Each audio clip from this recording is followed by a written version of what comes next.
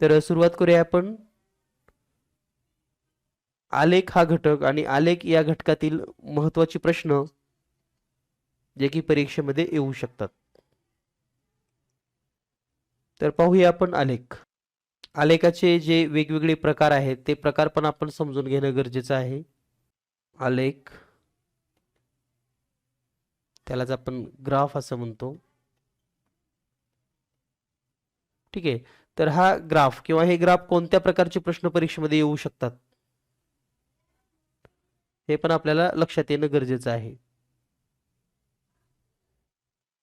तर ग्राफचा जर विचार केला तर जनरली स्तंभालेख आपल्याला माहिती आहे. तर त्या स्तंभालेखावर आधारित काही प्रश्न आपण या ठिकाणी समजून घेणार आहोत. तर जी उभी रेषा काढली जाते त्याला आपण वाय अक्ष असं म्हणतो. जी आडवी रेषा असते त्याला आपण एक्स अक्ष असं म्हणतो. ज्या ठिकाणी या दोन रेषा छेदतात त्यालाच आरंभ बिंदू ओ असंही म्हटलं जातं. तर जी आडवी रेषा आहे ती म्हणजे एक्स अक्ष आणि जी उभी आहे तो वाय अक्ष. तर या एक्स अक्षावर एखादा वर्ग असेल, एखादं गाव असेल, अशी वर्णनात्मक माहिती असते. तर वाय अक्षावर संख्यात्मक माहिती असते. वाय अक्षाबरोबर जर समजा 1 सेमी बरोबर काही निश्चित सांगितलं असेल आपणास तर हा वाय अक्ष. आलेखामध्ये वरच्या बाजूला प्रमाण असं लिहिलं जातं.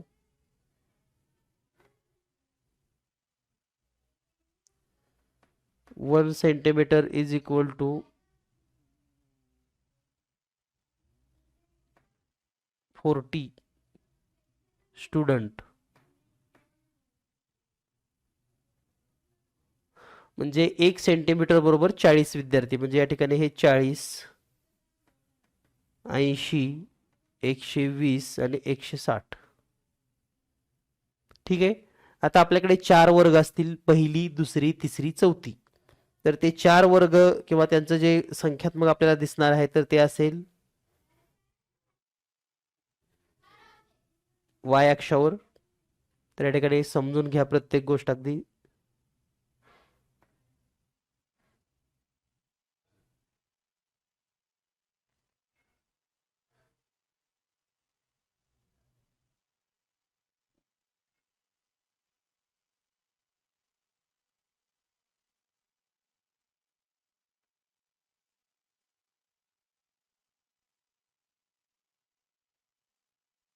तर या ठिकाणी हे 4 स्तंभ दिलेले आहेत.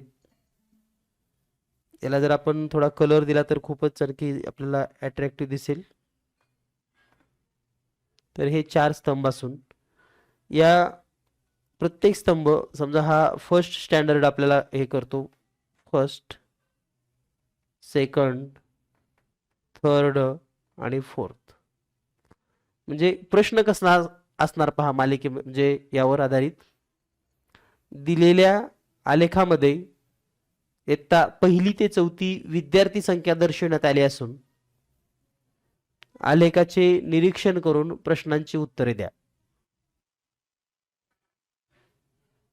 तर आपण जर निरीक्षण केलं तर आपल्या लक्षात येईल जो रेशो दिला या ठिकाणी 1 centimetre is equal to 40 student. म्हणजे 1 सेंटीमीटर बरोबर 40 विद्यार्थी.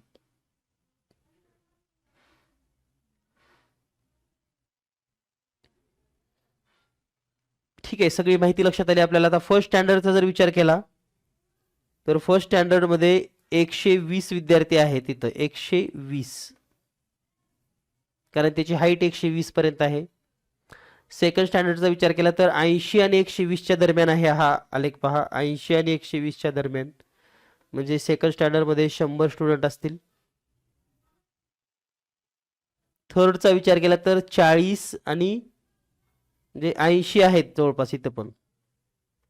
थर्ड स्टँडर्ड 80 आणि फोर्थ स्टँडर्डचा विचार केला तर फोर्थ स्टँडर्ड आहे 160.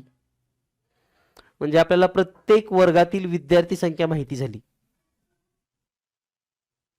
आता यावर नेमकं कसे प्रश्न असू शकतात तर पहा. पहिला प्रश्न 4 वर्गातील एकूण विद्यार्थ्यांची सरासरी किती आहे? काय आहे पहिला प्रश्न? 4 वर्गातील विद्यार्थ्यांची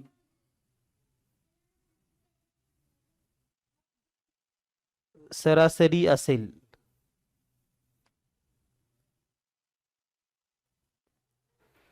ठीक आहे, म्हणजे फाइंड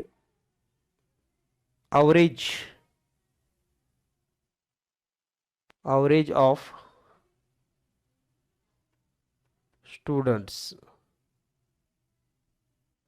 विद्यार्थ्यांचं अवरेज काढा. तर आता आपल्याला माहिती आहे अवरेज आपण कसं काढतो किंवा सरासरी कसं काढतो. म्हणजे जरी सरासरी आपल्याला धडा नसला तरी आपल्याला सरासरी संबंधीचे प्रश्न सोडवता येणं अपेक्षित आहेत. तर मग हे अवरेज आपण कसं शोधतो नेमकं? तर अवरेज शोधण्यासाठी आपण काय करतो, या सर्व 4 संख्यांची बेरीज केली जाते विद्यार्थी संख्येची. आणि या ठिकाणी जर आपण पाहिलं बेरीज करायच्या म्हणजे पहिली मधील 120 अधिक दुसरी मधील 100 अधिक तिसरी मधील 80 आणि चौथीतील 160, या चारींची बेरीज करून त्याला 4नच भागायचं, कारण आपल्याकडे 4 वर्ग आहेत म्हणून. तर पहा बेरीज किती येते.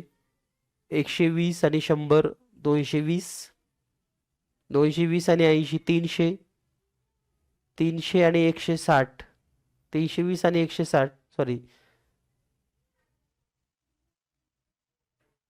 460 इतकी बेरीज येईल.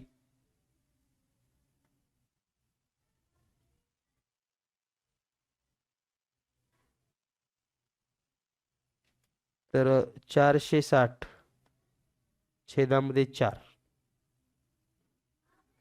ठीक आहे. तर याच्यामध्ये फक्त महत्वाचं काय आहे की आपल्याला बेरीज व्यवस्थित करता आली पाहिजे. आता बऱ्याच जणांनी 90 उत्तर दिलं.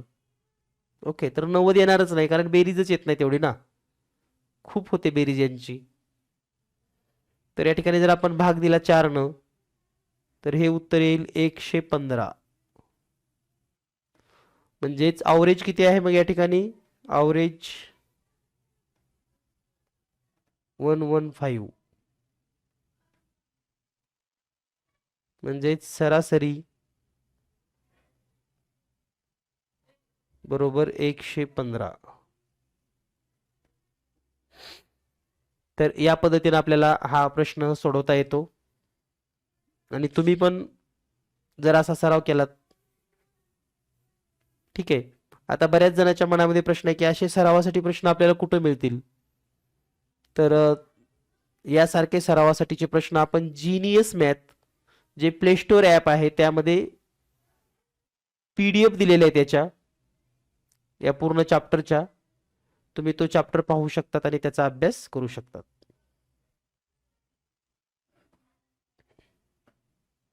यानंतर आपण दुसरा प्रश्न पाहूयात. याचा आपण स्क्रीनशॉट घेऊन ठेवा.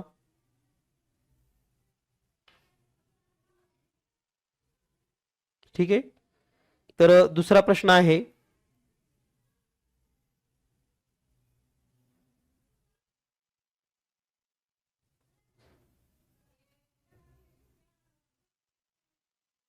तर या ठिकाणी पहा, लक्षात आला का तुम्हाला हा सर्वांना प्रश्न?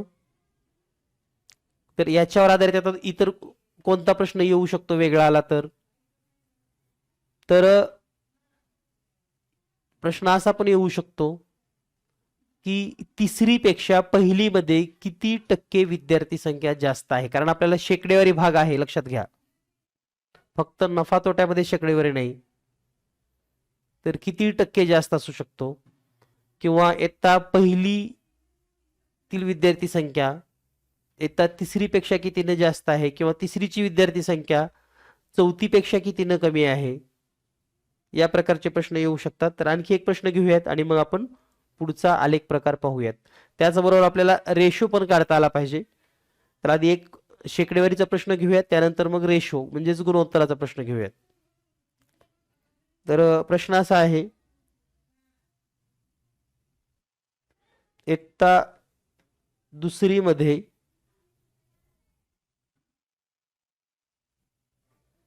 इयत्ता तिसरी पेक्षा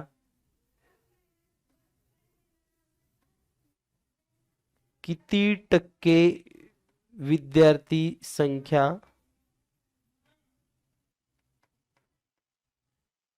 जास्त आहे?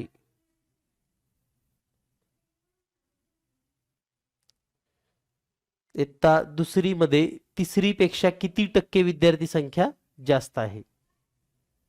Means how many more percent student in second class than third class और थर्ड स्टँडर्ड. तर आता आपल्याला इथं असं दिसतं की 80 आहेत थर्ड मध्ये आणि सेकंड मध्ये आहेत 100. पण पर्सेंटेज कसं काढतो आपण पहा. 80 असताना 100 आहेत. मग जर तिसरीतच 100 असते तर मग चौथीत किती असले, सॉरी दुसरीमध्ये किती असले असते. तर हे जर आपण कॅल्क्युलेशन केलं 100 गुणिले 100 छेदामध्ये 80, 0 0 कट होईल आणि या ठिकाणी जर भाग दिला आपण 4 दुने भाग देऊया. 4 दुने 8, इथे येईल 25, पुन्हा 1 बे 5 10 आणि 25 गुणिले 5 म्हणजेच 125.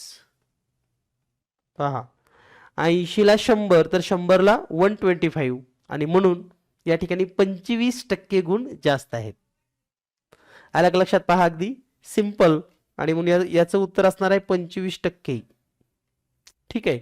हाच प्रश्न जेव्हा आपण व्हाईस वर्सा शिकू म्हणजे तिसरी मध्ये दुसरी पेक्षा किती टक्के कमी आहेत, तर ऑलरेडी दुसरी मध्ये 100 आहेत, मग तिसरी मध्ये किती आहेत 80 म्हणजे 20% कमी आहेत. या पद्धतीने पण आपल्याला हे सोडवता येऊ शकतं. ठीक आहे. यानंतर लक्षात आलं तुम्हाला कमी जास्त जर करायचं असेल तर ठीक आहे. यानंतर आपल्याला पुढचा प्रश्न समजून घ्यायचा आहे तो म्हणजे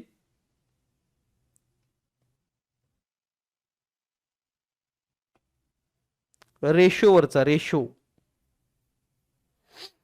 म्हणजे काय, तर तिसरी व पहिली किंवा पहिली व तिसरीच्या वर्गातील विद्यार्थ्यांचे गुणोत्तर काय आहे. Find ratio. रेशो म्हणजेच गुणोत्तर of student class first and third. Find ratio of student in class first and third. तर आता रेशो काढायचा म्हणजे काय किंवा गुणोत्तर काढायचं म्हणजे काय, तर गुणोत्तर काढणे म्हणजे काय, तर दिलेली जी संख्या आहे त्या संख्येला संक्षिप्त रूपामध्ये लिहिणे.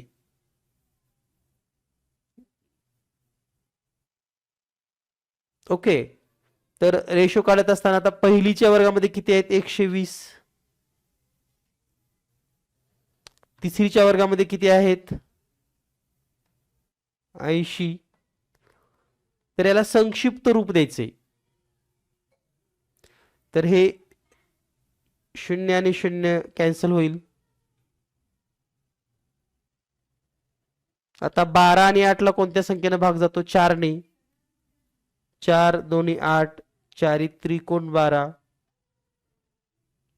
आता न्यूमरेटरला 3 आहे, डिनोमिनेटरला 2 आहे. आता भाग जात नाही म्हणजे 3/2 आणि म्हणून याचं जे गुणोत्तर आहे ते आहे 3:2. 2:3 सॉरी 3:2. त्यामुळं हा एक प्रश्न आपल्याला माहिती असणं गरजेचं आहे. रेशो हा भाग कदाचित विचारू शकतात.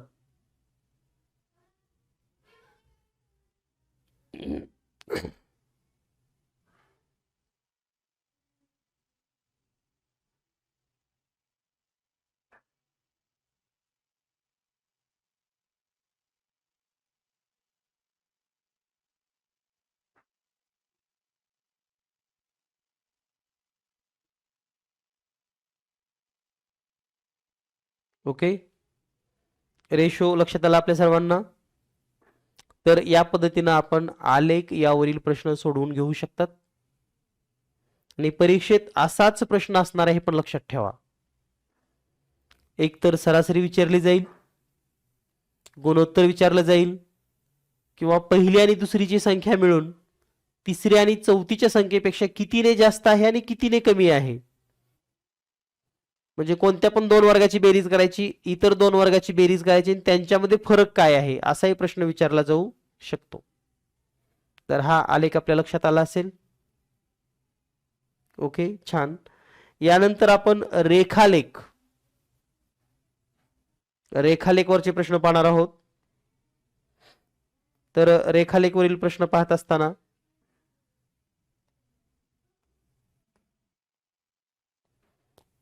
तर स्तंभालेख आणि रेखालेख हा जवळपास सारखाच भाग आहे, असं काही खूप मोठा बदल नाही.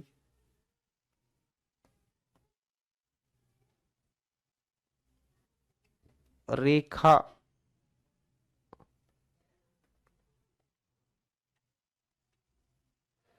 त्यालाच आपण लाईन ग्राफ असं म्हणतो.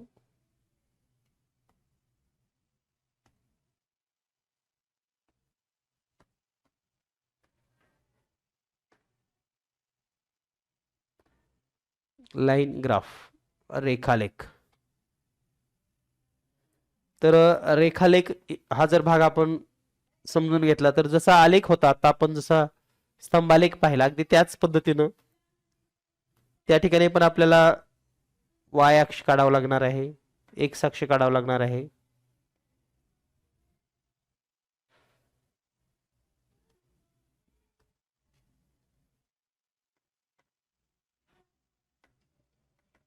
झिरो या ठिकाणी पण तसंच प्रमाण असणार आहे. समजा वाय अक्षावर आहे 20, 40, 60, 80 आणि 100.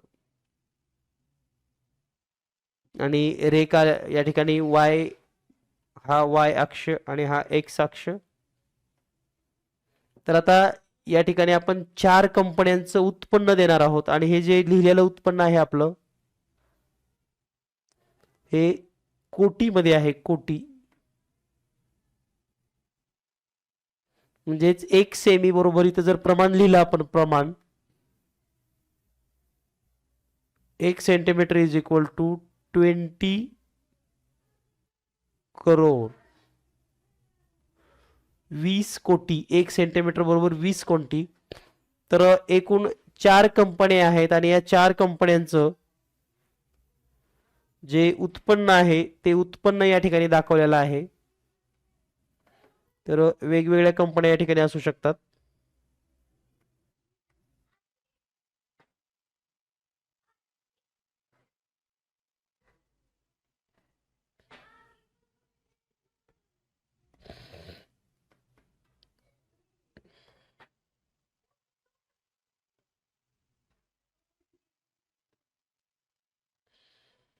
तर या ठिकाणी जी कंपनी आहे ए, बी, सी आणि डी. तर या ठिकाणी 4 कंपन्या आहेत, यांचं उत्पादन या ठिकाणी दर्शवलेलं आहे कोटीमध्ये. तर पहिली ए कंपनीचा जर विचार केला तर ए कंपनीचं उत्पन्न आहे 40 कोटी. बी कंपनीचं उत्पन्न आहे 60 कोटी. सी कंपनीचं उत्पन्न आहे पुन्हा 40 कोटीच आणि डी चा विचार केला तर उत्पन्न आहे 80 कोटी. म्हणजे आपण जर अशा डॉटेड मध्ये दाखवलं तर लक्षात येईल उत्पन्न.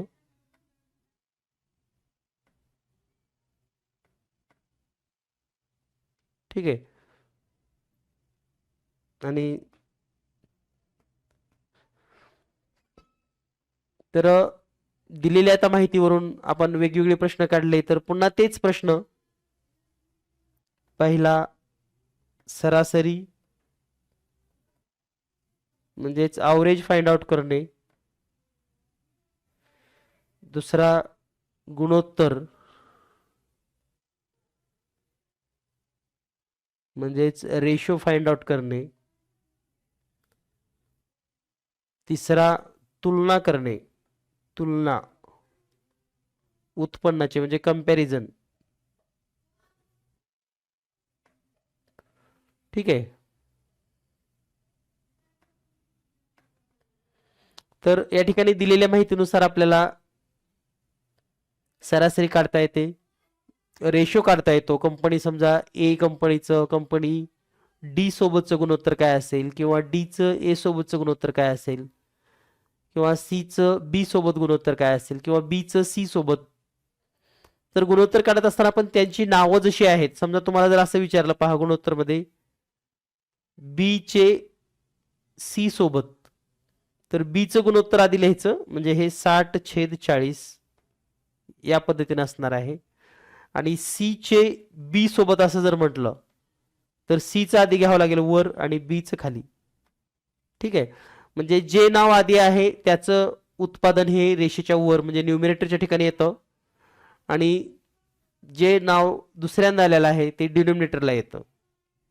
ही पण आपण काळजी घ्या, कारण आज सुद्धा जो आपण गेस पेपर दिलेला आहे तो जर तुम्ही व्यवस्थित लक्ष देऊन 2 तासामध्ये सोडवलात, कारण आजचा पेपर म्हणजे तुमचा निकालच आहे जवळपास फायनल. तुम्हाला मेन परीक्षेला किती मार्क मिळतील हे आजच्या पेपरवरून तुम्हाला लक्षात येईल. त्यानंतर आपल्याकडे पुन्हा 4 दिवस आहेत विचार करायला या गोष्टीवर. जे जे घटक आपले आणखी राहिलेत असं वाटतंय त्याच्यावर पुन्हा प्रॅक्टिस करावी लागेल तुम्हाला, आणि त्या दृष्टीने सराव होणं अपेक्षित आहे.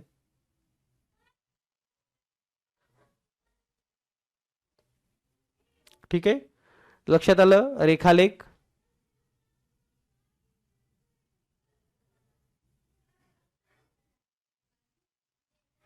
यानंतर जो आलेख आहे तो म्हणजे जोड स्तंभालेख.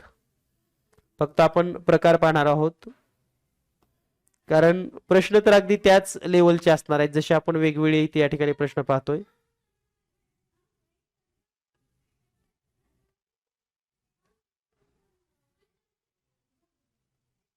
जोड स्तंभालेख,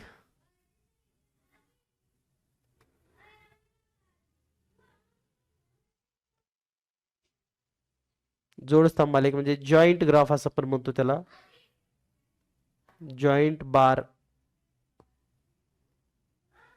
ग्राफ. तर जोड स्तंभालेख कसे असतात हे आपण समजून घेऊयात.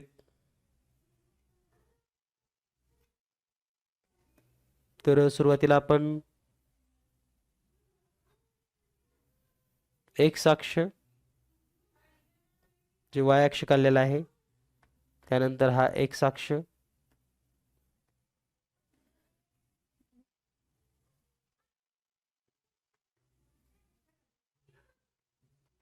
आरंभ बिंदू. तर जोड स्तंभालेखामध्ये एकाच ठिकाणी 2 स्तंभ दाखवतात, तर ते नेमकं कसे आहेत हे आपण समजून घेऊयात. तत्पूर्वी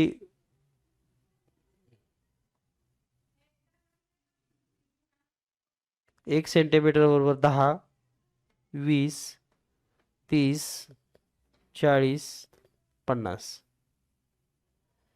तर पाहूया आपण या ठिकाणी पण आपण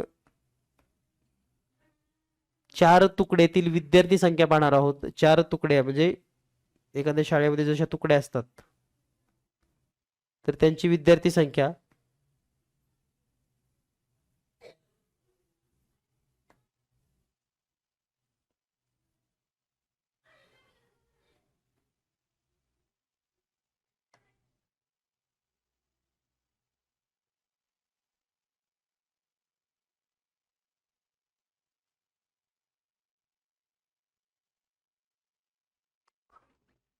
तर ही आहे तुकडी अ.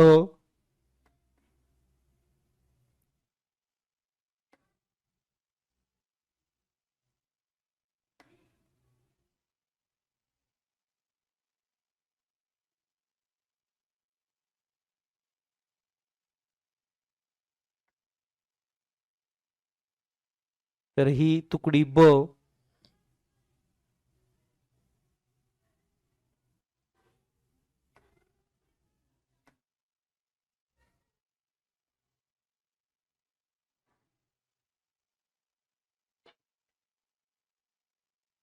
तुकडी क.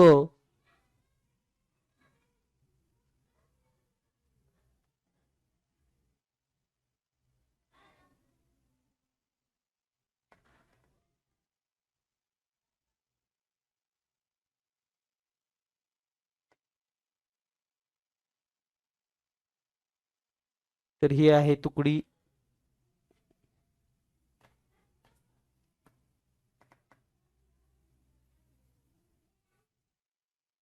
तर या ठिकाणी दिलेल्या याच्यामध्ये जर आपण प्रमाण लिहिलं तर प्रमाण कसं लिहिता येतं बघा. रेशो म्हणजेच प्रमाण. वाय अक्षावर on the Y axis 1 centimetre is equal to 10 student, म्हणजे 10 विद्यार्थी आहेत. ठीक आहे. त्यानंतर या ठिकाणी आपण छोटे छोटे 2 बॉक्स दाखवतोय. हा एक बॉक्स आणि हा दुसरा बॉक्स. तर बॉक्सचा उद्देश काय आहे हे आपण समजून घेऊयात.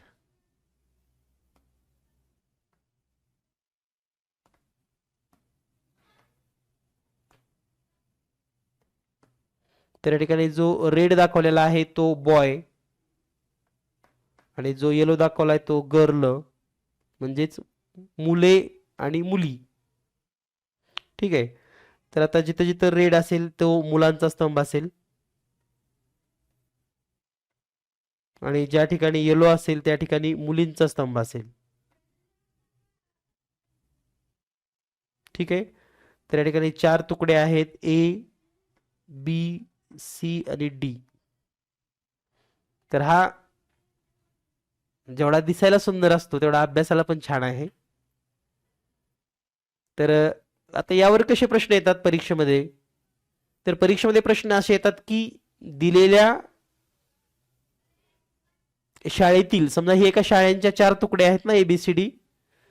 तर यामध्ये मुलींची एकूण संख्या किती आहे. Total girl, how many total number of girl in this class और इन दिस स्कूल. किती आहेत सांगा बरं मुलींची एकूण संख्या. मुलींची एकूण संख्या किती.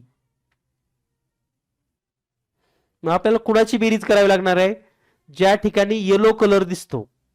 आता परीक्षेमध्ये काय असा कलर येणार नाही, पण परीक्षेत कसं असेल, मग त्या ठिकाणी असे डॉट असतील किंवा अशा आडव्या रेषा असतील, काहीतरी उभ्या रेषा असतील. तर मुलींची एकूण संख्या म्हणजे जे पिवळे स्तंभ दिसतात तुम्हाला, येलो कलरचा जो बार दिसतो आपल्याला, जो येलो स्तंभ आहे, तर पहिली म्हणजे ए तुकडीमध्ये 30, बी मध्ये पण 30च, 30 आणि 30 60 झाले, सी मध्ये 20. ओके. आपण 20च गृहीत धरूयात तिथं, म्हणजे 15 धरण्यापेक्षा. त्यानंतर डी मध्ये 50, म्हणजे 130 टोटल. ओके.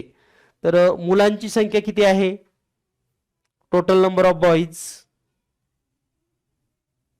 मुलांची संख्या किती आहे, एकूण मुले किती आहेत.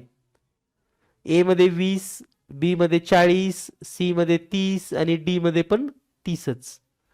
मग 30 आणि 30 60 आणि 40 आणि हे 20 किती झाले 120. म्हणजे नंबर ऑफ बॉईज म्हणजे टोटल किती आहेत 20. आता हा एक सरळ प्रश्न झाला की मुलांची संख्या किती, मुलींची संख्या किती. बरोबर आहे. म्हणजे तुम्ही तोंडी उत्तर देऊ शकतात. म्हणजे तुम्हाला एक लक्षात आलं असेल की स्तंभ किंवा स्तंभालेखवर खूप अभ्यास करायची गरज नाही, कारण उत्तर तिथंच असतात. आपल्याला फक्त विचार करायचा आहे की याचं उत्तर काय असेल. आणि जर तुम्हाला तेवढं लक्षात आलं तर तुम्ही लगेच क्विक तुम्ही ते सोडवू शकतात. ठीक आहे. तर नक्कीच तुम्हाला याचा चांगला फायदा होईल. आता महत्वाचं, वेगवेगळे कशी विचारतात बघा. ए तुकडीतील एकूण मुलं म्हणजे एकूण मुली आणि सी तुकडीतील एकूण मुले यांची बेरीज किती. किंवा डी तुकडीतील मुलींची संख्या ए आणि बी तुकडीतील मुलींच्या संख्येपेक्षा कितीने जास्त आहे. किंवा सर्वात जास्त विद्यार्थी संख्या किंवा सर्वात कमी विद्यार्थी संख्या कोणत्या वर्गात आहे. असे वेगवेगळे प्रश्न, म्हणजे तुम्हाला खूप असं काही टेन्शन घ्यायची गरज नाही. समोर दिसतं, जे दिसतंय त्याचं निरीक्षण करा आणि निरीक्षण करून अगदी निरीक्षणातून तुम्ही हे प्रश्न सोडवू शकतात. इतक्या सोप्या पद्धतीने हा आलेख आपल्याला दिला जातो. त्यामुळं नक्कीच सहज सोप्या पद्धतीने तुम्ही हा आलेख सोडवा. आता यानंतर जो पुढचा प्रकार पाहायचा आहे तो म्हणजे शतमान आलेख. त्यालाच इंग्रजीमध्ये पर्सेंटेज बार ग्राफ असं म्हणतात. तर जो पुढचा प्रकार आहे तो म्हणजे शतमान आलेख. तर शतमान आलेख आपण पाहूयात.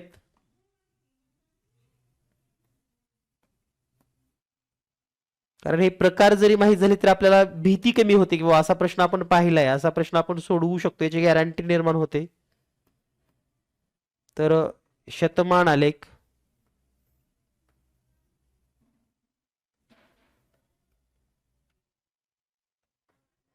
त्यालाच पर्सेंटेज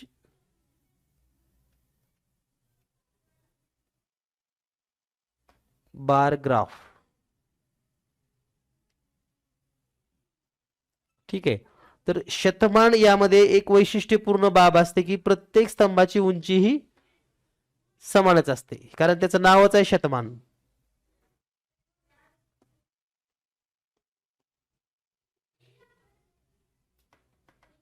तर पहा, दिलेल्या माहितीनुसार हा वाय अक्ष, एक्स अक्ष, आरंभ बिंदू, वाय अक्षावर 1 सेंटीमीटर बरोबर 20, म्हणजेच 20, 40, 60, 80 आणि 100. तर हे विद्यार्थी आहेत.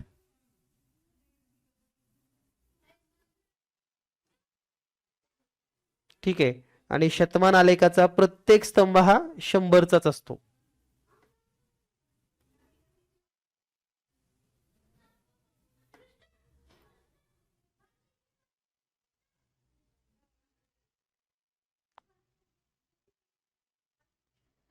तर याचं नावच आहे शतमान, म्हणजे प्रत्येकाची उंची 100च असते. मग आता प्रत्येकाची उंची 100 असेल तर प्रश्न कसे येतील? तर पहा काय होतं या ठिकाणी, याचे 2 भाग असतात शतमानामध्ये.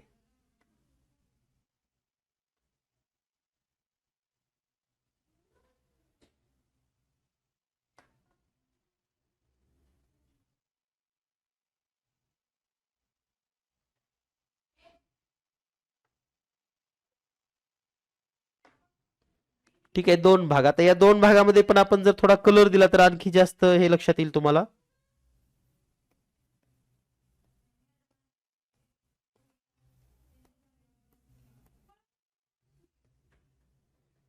ठीक आहे.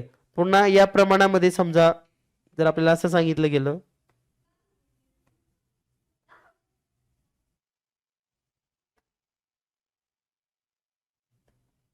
प्रमाणामध्ये दोन्ही कलरची माहिती आपल्याला द्यावी लागेल. तर या ठिकाणी दिलेल्या माहितीमध्ये जो वरचा कलर दिसतो स्काय कलर निळा, ते आहेत मुले, आणि जो रेड मध्ये आहे ते आहेत मुली.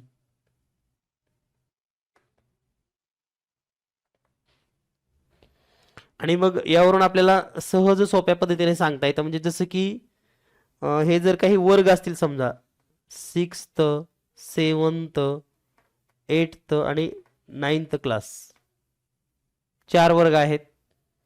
तर आपल्याला प्रश्न असा विचारला जातो की 7वी मध्ये किती टक्के मुली आहेत? तर आपण मुली म्हणजे रेड बघावं लागेल, लक्षात घ्या, रेड बघावं लागेल. म्हणजे किती टक्के मुली आहेत? 60. त्यानंतर म्हणजे असाही प्रश्न येतो की 9वी मध्ये मुलांची संख्या किती टक्के आहे, मुले? तर आता 9वी मध्ये तुम्ही पाहू शकतात 40% मुली आहेत, म्हणजे राहिलेल्या सर्व मुलेच आहेत. म्हणजे मुले किती आहेत मग? 60%. ठीक आहे. 8वी मध्ये मुलांचं प्रमाण किती आहे? 50%. मुलींचं 50%. म्हणजे हे अगदी सहज आहे, लक्षात घ्या.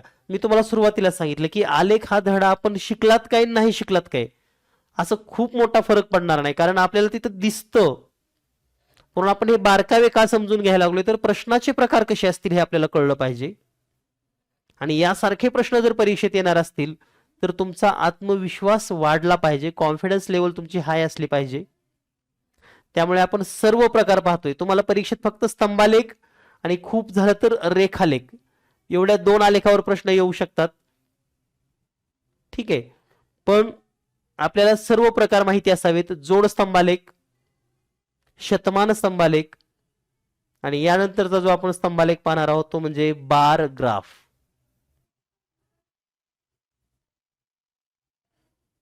सॉरी, पाय ग्राफ.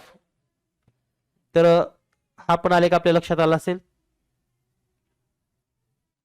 यानंतर पुढचा आपल्याला पाहायचं आहे म्हणजे पाय ग्राफ.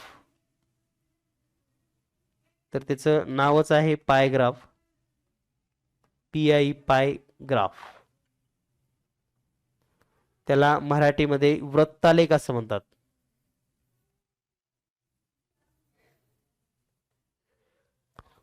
ठीक आहे, तर हा पाय ग्राफ काय असतो ते आपण समजून घेऊयात. तर हा जो पायग्राफ आहे तो वर्तुळाकार असतो आणि या वर्तुळाचं जर समजा केंद्रक या ठिकाणी असेल O, तर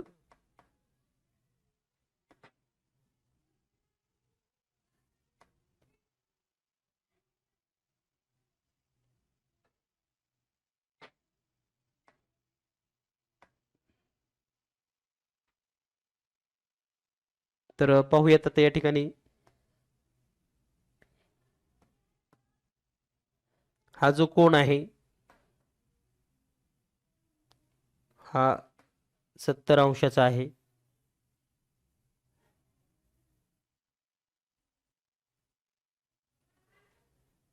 त्यानंतर हा आहे 90 अंश.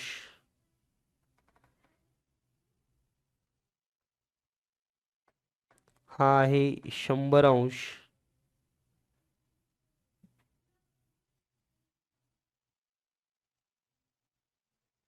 आणि हा पण आहे 100 अंश.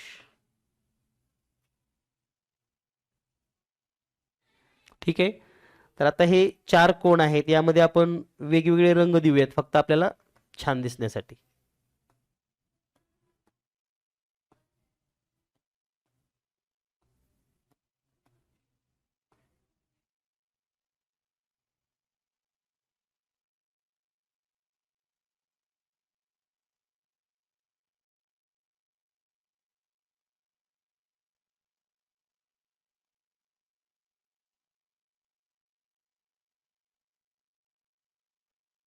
तर हे वेगवेगळे रंग आणि त्यांचे कोण आपल्याला माहित आहेतच. तरी पण पुन्हा एकदा या ठिकाणी लिहूयात आपण 100 अंश, 100 अंश, 90 अंश आणि 70 अंश. तर या ठिकाणी गहू म्हणजे गव्हाचं उत्पन्न दाखवलेलं आहे. तर हे आहे ज्वारी. त्यानंतर हे आहे मका आणि हे आहे बाजरी. तर एका गावातील असेल किंवा एका शेतकऱ्याचं हे उत्पन्न आहे आणि या शेतकऱ्यास एकूण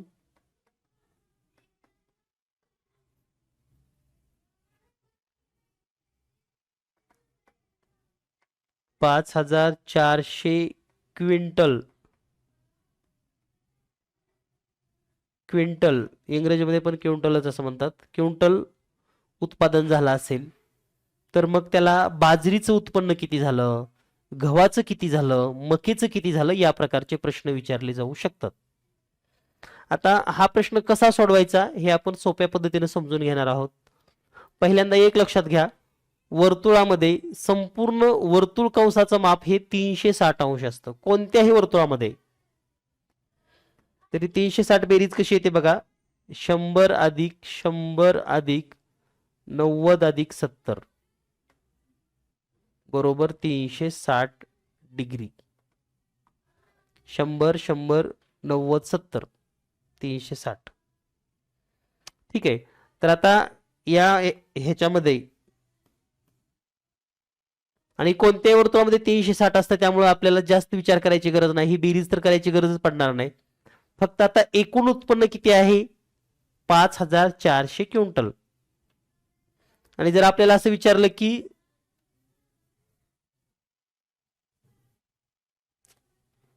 ज्वारीचे एकूण उत्पन्न किती, ज्वारीचे उत्पन्न किती? आता ज्वारीचा जर आपण विचार केला तर ज्वारी हे 100 माप आहे त्या कोणाचं, 100. किती पैकी 100 आहे? 360 पैकी.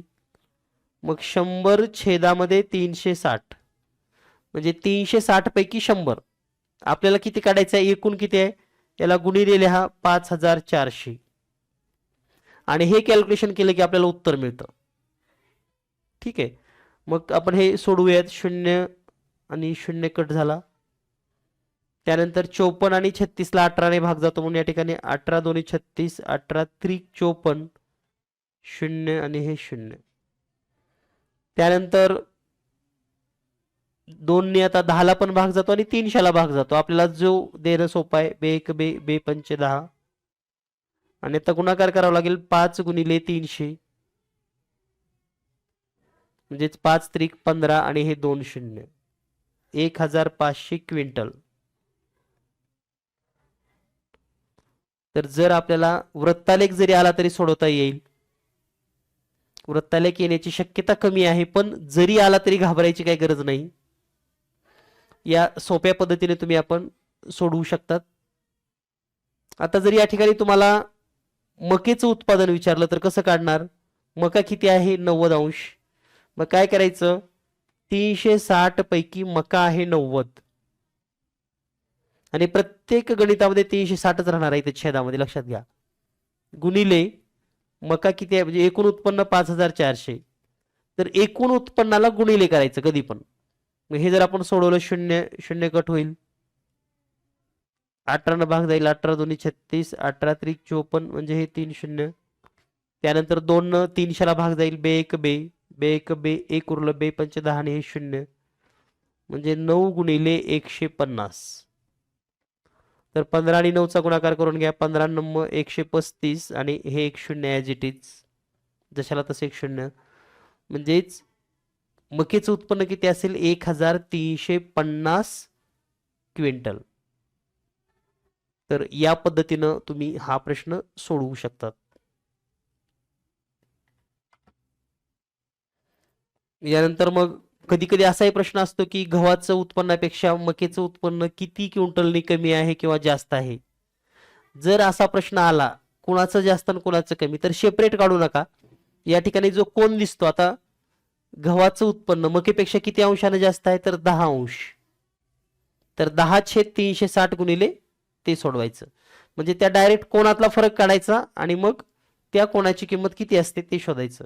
तर या पद्धतीने जर तुम्ही सोडवलात तर तुम्हाला आलेखामध्ये कधीही प्रश्न चुकणार नाहीत, आउट ऑफ मार्क मिळू शकतात.